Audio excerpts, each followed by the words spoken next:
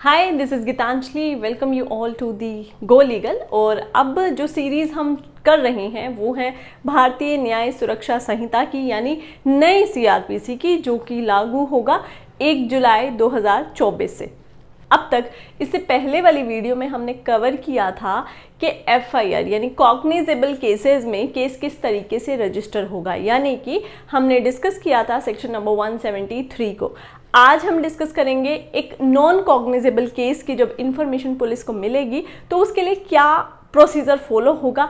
जैसा कि हम पहले पुरानी सीआरपीसी में पढ़ते थे सेक्शन नंबर 155, उसी की जगह पर अब हम पढ़ेंगे सेक्शन नंबर 174, जिसका मार्जिनल नोट डील करता है information as to non cognizable cases and investigation of such cases, यानी किस तरीके से रजिस्टर होंगे और किस तरीके से इन्वेस्टिगेशन चलेगी।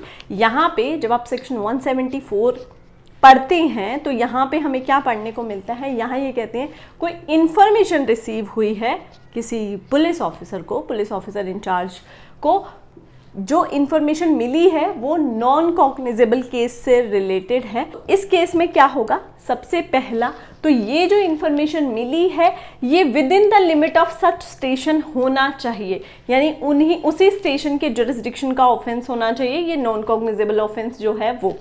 उसके बाद जब ये इंफॉर्मेशन मिलेगी तो इसे ये, जैसा कि स्टेट गवर्नमेंट एक डायरी देगी इनको मेंटेन करने के लिए, उस डायरी में इस इंफॉर्मेशन को ये एंटर करेंगे।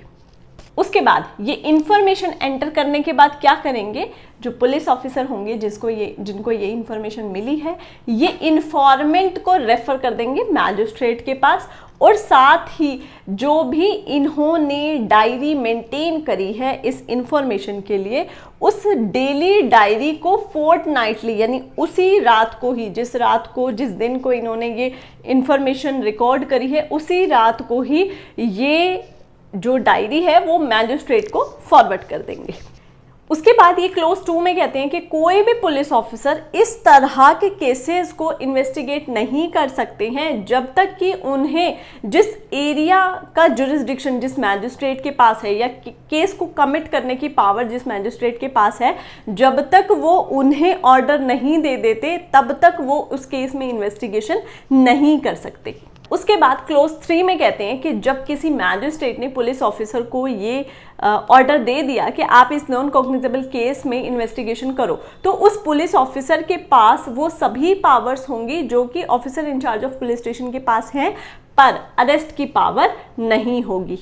उसके बाद ये क्लोज 4 में कहते हैं कि अगर कोई 2 या 2 से ज़्यादा ऑफेंस है और उन ऑफेंसेस में से एक कॉग्निजेबल एक नॉन कॉग्निजेबल है तो पूरा केस कॉग्निजेबल माना जाएगा। ऐसा ही हम पहले भी पढ़ते थे। तो ये था हमारा सेक्शन 174। अब यहाँ पे 174 और अगर 173 को कंपेयर करें तो क्या है, 173 है जहाँ पर कॉग्निजेबल केस की इंफॉर्मेशन मिली है और इर्रिस्पेक्टिव ऑफ द जुरिस्डिक्शन है, कहीं पर भी हो पुलिस ऑफिसर को कॉग्निजेबल केस की इंफॉर्मेशन मिली है तो वो आगे प्रोसीड करेंगे एज पर 173। पर 174 में बोल दिया कि नॉन कॉग्निजेबल ऑफेंस की इंफॉर्मेशन मिली है पर with in the limit of such station होना चाहिए। तो यहाँ पे कंप्लीट होता है सेक्शन नंबर 174।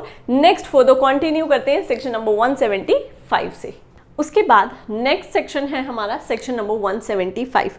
175 डील करता है police officers power to investigate cognizable case. अभी हमने सेक्शन नंबर 174 पढ़ा था जहां पर उनकी इन्वेस्टिगेशन की पावर दी हुई थी नॉन कॉग्निजेबल केसेस में। अब कॉग्निजेबल केसेस में, यानी कि जहां 173 में एफआईआर रजिस्टर हुई है उस केस में इन्वेस्टिगेशन की पावर हमें दी गई है 175 में। यही सारी चीज़ पुरानी सीआरपीसी में हमें दी गई थी सेक्शन 156 में। यहाँ पे इसका मार्जिनल नोट है police officers power to investigate cognizable case. अब यहाँ पे 175 में ये क्या कहते हैं, यहाँ कहा गया है any officer in charge of police station, यानी पुलिस स्टेशन का कोई भी ऑफिसर अगर इन्वेस्टिगेट करता है तो इस केस में, इस इन्वेस्टिगेशन में विदाउट ऑर्डर ऑफ मैजिस्ट्रेट, यानी मैजिस्ट्रेट के ऑर्डर की ज़रूरत नहीं है इस केस को इन्वेस्टिगेट करने के लिए, वो पुलिस ऑफिसर फ्री हैं इस केस को इन्वेस्टिगेट करने के लिए, subject to the jurisdiction of that court, मतलब हर कोर्ट को अपना एक पुलिस स्टेशन दिया हुआ होता है, तो उस कोर्ट के जुरिस्डिक्शन के हिसाब से जो भी पुलिस स्टेशन बनती है वो पुलिस स्टेशन फ्री है, वो पुलिस ऑफिसर फ्री हैं उस कॉग्निजेबल केस को इन्वेस्टिगेट करने के लिए without the order of the magistrate. उसके बाद ये यहाँ पे प्रोवाइजो ऐड करती हैं। प्रोवाइजो में लिखा हुआ है कि अगर ग्रेविटी ऑफ ऑफेंस को देखते हुए सुपरिटेंडेंट ऑफ पुलिस को ठीक लगता है तो वो ये इन्वेस्टिगेशन डीएसपी से यानी डिप्टी सुपरिटेंडेंट ऑफ पुलिस से करवा सकती हैं। उसके बाद अब ये इन्वेस्टिगेशन करेंगे तो क्लॉज 2 में ये बात की गई है कि इनके द्वारा की गई इन्वेस्टिगेशन, यानी ये पुलिस ऑफिसर इन्वेस्टिगेशन करें या डीएसपी इन्वेस्टिगेशन करें किसी कॉग्निजेबल केस में without the order of the magistrate, तो इस तरह की इन्वेस्टिगेशन को किसी भी स्टेज पर क्वेश्चन नहीं किया जाएगा। उसके बाद नेक्स्ट आ जाते हैं हम क्लॉज 3 पे। ये क्लॉज 3 सेम है जैसा कि हम सीआरपीसी में 156(3) पढ़ते थे, 156(3), और ये बहुत इंपॉर्टेंट चीज़ आती है। अगर आपने पुराना सीआरपीसी देखा होगा तो 156(3) की अलग अलग प्रोसीडिंग्स भी चलती हैं कोर्ट के अंदर, तो 156(3) आपके एग्जाम प्रोस्पेक्टिव से भी और प्रोसीडिंग प्रोस्पेक्टिव से भी दोनों तरीके से इंपॉर्टेंट था। उसी तरीके से यहाँ पर अब 175(3) आएगा 156 की तरह। यहाँ पर क्या चेंज किया गया है, यहाँ पे जब आप बेयर एक्ट से पढ़ेंगे तो बेयर एक्ट में 175 क्लोज 3 में सेक्शन नंबर 210 और सेक्शन 173 क्लोज 4 की बात की गई है। तो सबसे पहले हम समझ लेते हैं कि ये क्या है। सेक्शन 210 यानी 210 में दिया गया है cognizance of offence bye magistrate. Magistrate किस तरीके से ऑफेंस का कॉग्निजेंस ले सकते हैं, ये इस सेक्शन में क्या कहा गया है ये जनरली हम आगे आएंगे उस चैप्टर पे, तब हम उसे पढ़ेंगे। अभी के लिए आपको इतना ध्यान रखना है कि मैजिस्ट्रेट हैं वो कॉग्निजेंस कब ले सकते हैं। इस सेक्शन में पर्टिकुलरली उनका एरिया बता दिया गया है कि आप इस एरिया की ऑफेंसेस का कॉग्निजेंस ले सकते हैं। अब बात जो इम्पॉर्टेंट है यहाँ पर वो ये कि 173(4) की बात की गई है। उससे पहले अगर आपने 173 की वीडियो नहीं देखी है तो डिस्क्रिप्शन बॉक्स में आपको लिंक मिल जाएगा, आप वहाँ जाके सबसे पहले वो वीडियो देखिए और उसके बाद आपको ये वीडियो समझ में आएगा। फिर भी मैं कोशिश करती हूँ इसको समझाने की। 173 क्लोज 4 जो कि हमने पढ़ा था उसके अंदर क्या था कि अगर पुलिस ऑफिसर मना कर देते हैं कि हम केस रजिस्टर नहीं करेंगे किसी कॉग्निजेबल केस का, तो अग्रीव्ड पर्सन किसके पास जाएगा, रिटन में सुपरिटेंडेंट ऑफ पुलिस को लिखेगा। सुपरिटेंडेंट ऑफ पुलिस अगर सेटिस्फाई होते हैं केस है या नहीं है, अगर सेटिस्फाई होते हैं तो इन्वेस्टिगेशन करवा सकते हैं। अब मान लीजिए सुपरिटेंडेंट ऑफ पुलिस ने भी कहा कि नहीं कोई केस नहीं बनता है, सुपरिटेंडेंट ऑफ पुलिस ने भी मना कर दिया, तो वो पर्सन फ्री है कि वो मैजिस्ट्रेट के सामने कंप्लेंट फाइल कर सकता है। ये हमने पढ़ा था सेक्शन 173 क्लोज 4 में। अब उसी का रेफरेंस यहाँ पर दिया गया है सेक्शन 175 क्लोज 3 में।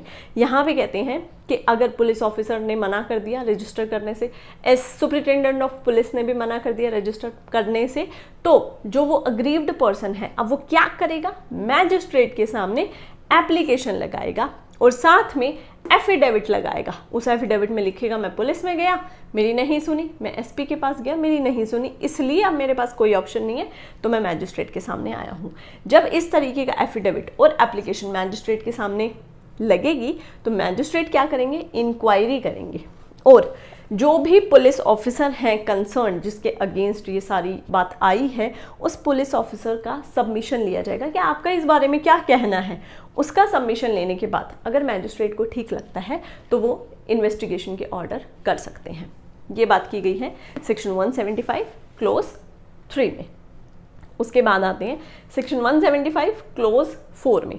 अब ये बात करते हैं यहाँ पे कि अगर किसी पर्सन को कंप्लेंट करनी है किसी पब्लिक सर्वेंट के अगेंस्ट तो किस तरीके से होगा।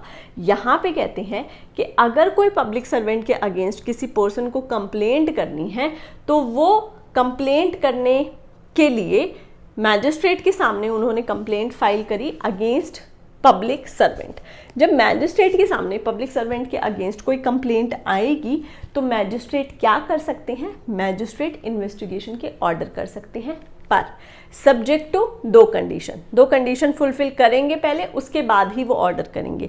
सबसे पहली तो जो भी सुपीरियर ऑफिसर होंगे उनसे रिपोर्ट मंगवाएंगे कि भाई तुमने इसका केस क्यों नहीं रजिस्टर किया, क्यों ये मेरे सामने आ रहा है पब्लिक सर्वेंट के केस में। दूसरा, जो कंसर्न्ड पब्लिक सर्वेंट है जिसके अगेंस्ट कंप्लेंट आई है, उसका असर्शन मांगेंगे कि भाई तुम्हारे अगेंस्ट ये आया है कंप्लेंट मेरे सामने, तो तुम्हारा इस बारे में क्या कहना है। ये असर्शन लेने के बाद और सुपीरियर पुलिस ऑफिसर से रिपोर्ट रिसीव करने के बाद मैजिस्ट्रेट इन्वेस्टिगेशन के ऑर्डर कर सकते हैं। ये सारी प्रोसीडिंग दी गई थी हमें सेक्शन नंबर 175 में। अब मैं रिपीट कर देती हूँ कि सेक्शन नंबर 175 में क्या क्या चीज़ दी गई है कि कोई भी कॉग्निजेबल केस है तो उस केस में मैजिस्ट्रेट के ऑर्डर की ज़रूरत नहीं है। Without the order of the magistrate police officer free है, इन्वेस्टिगेट कर सकते हैं। अगर ग्रेविटी ऑफ ऑफेंस है, ग्रेव ऑफेंस है, तो इस केस में जो एसपी हैं, सुपरिटेंडेंट ऑफ पुलिस, ये डीएसपी से इन्वेस्टिगेशन करवा सकते हैं। अब इनके द्वारा जो भी इन्वेस्टिगेशन की जाएगी उसे किसी भी स्टेज पर क्वेश्चन नहीं किया जाएगा। उसके बाद अगर पुलिस ऑफिसर ने मना कर दिया, हम केस रजिस्टर नहीं करते, एसपी ने मना कर दिया, हम भी नहीं करते, तो वो पर्सन अब मैजिस्ट्रेट के सामने आएगा। मैजिस्ट्रेट के सामने जब वो आएगा तो अपनी एप्लीकेशन लगाएगा और साथ में एफिडेविट लगाएगा कि मैं नीचे जो लोअर अथॉरिटीज़ हैं उनके पास जा चुका हूँ पर मेरी सुनवाई नहीं हुई है। तो मैजिस्ट्रेट इंक्वायरी करेंगे और पुलिस ऑफिसर से सबमिशन मांगेंगे कि भाई तुमने क्यों नहीं इसके जो ये मुकदमा दर्ज करने के लिए कह रहा है क्यों नहीं किया। उसे सबमिशन लेने के बाद इन्वेस्टिगेशन के ऑर्डर कर सकते हैं। नेक्स्ट क्लोज में कहा गया कि अगर पब्लिक सर्वेंट के अगेंस्ट कंप्लेंट करनी है तो इस केस में जब पब्लिक सर्वेंट के अगेंस्ट कंप्लेंट करनी है तो मैजिस्ट्रेट इन्वेस्टिगेशन ऑर्डर कर देंगे, बट सब्जेक्ट टू 2 कंडीशंस। सबसे पहली कि वो सुपीरियर ऑफिसर से रिपोर्ट मंगवाएंगे कि तुमने क्यों नहीं किया, ये मेरे पास क्यों आया, ठीक है। और दूसरा, उस पब्लिक सर्वेंट से जिसके अगेंस्ट कंप्लेंट आई है उससे मांगेंगे कि क्यों तुमने क्या एक्ट किया है जिसकी वजह से ये पर्सन तुम्हारे अगेंस्ट कंप्लेंट करना चाहता है, तुम्हारा इस बारे में क्या कहना है। ये दोनों रिपोर्ट मंगवाने के बाद मैजिस्ट्रेट चाहें तो इन्वेस्टिगेशन के ऑर्डर कर सकते हैं। ये थी सारी प्रोसीडिंग सेक्शन 174 और सेक्शन 175 की। आई होप ये वीडियो आप सभी के लिए हेल्पफुल होगी। और साथ ही अगर आपको ये वीडियो अच्छा लगा हो तो वीडियो को लाइक, शेयर और चैनल को सब्सक्राइब करना ना भूलें। और साथ ही अगर आपके कोई सजेशन या ओपिनियन हो तो आप मुझे कमेंट सेक्शन में बता सकते हैं। उसके साथ ही अगर आप हमारे paid courses, paid legal services, paid notes के बारे में जानना चाहते हैं तो आप नीचे दिए गए नंबर्स पर कांटेक्ट कर सकते हैं। आज के लिए बस इतना ही, मिलते हैं जल्द ही एक नए टॉपिक के साथ। तब तक के लिए बाय।